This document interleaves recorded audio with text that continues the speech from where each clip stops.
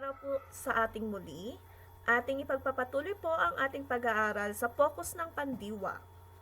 Ngayon ay sa ikatlong focus na po tayo kung saan ito ay lokatibong focus o focus sa kaganapan. Ano nga ba ang focus sa kaganapan?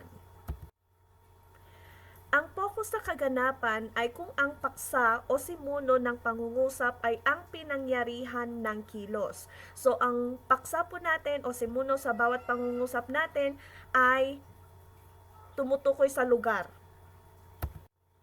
Ito po ay sumasagot sa tanong na saan. Tingnan po natin ang mga halimbawa. Sa silid-aralan, idaraos ang patimpalak sa pagtula.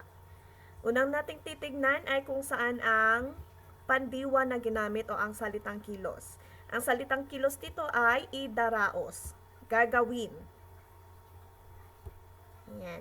Saan nga ba idaraos? Saan gagawin yung patimpalak? Sa silid-aralan. Ang ating simuno dito ay silid-aralan. Ito yung lokasyon kung saan idaraos yung patimpalak. Next po natin ay malayo ang hospital na pinagdalhan sa mga naaksidente. Una nating titignan ay kung saan ang ating pandiwa. Ang ating pandiwa ay pinagdalhan. Okay. Saan ba idinala ang mga naaksidente? Yun ay sa ospital. Doon po dinala yung mga na-aksidente. So, ang paksa natin dito ay ang ospital kung saan ipinadala yung mga na-aksidente.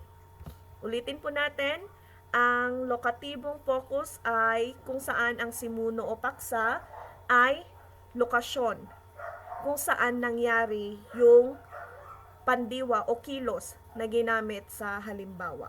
Kung kayo po ay natuto, huwag po natin kalimutang like at mag-subscribe sa ating video. Salamat!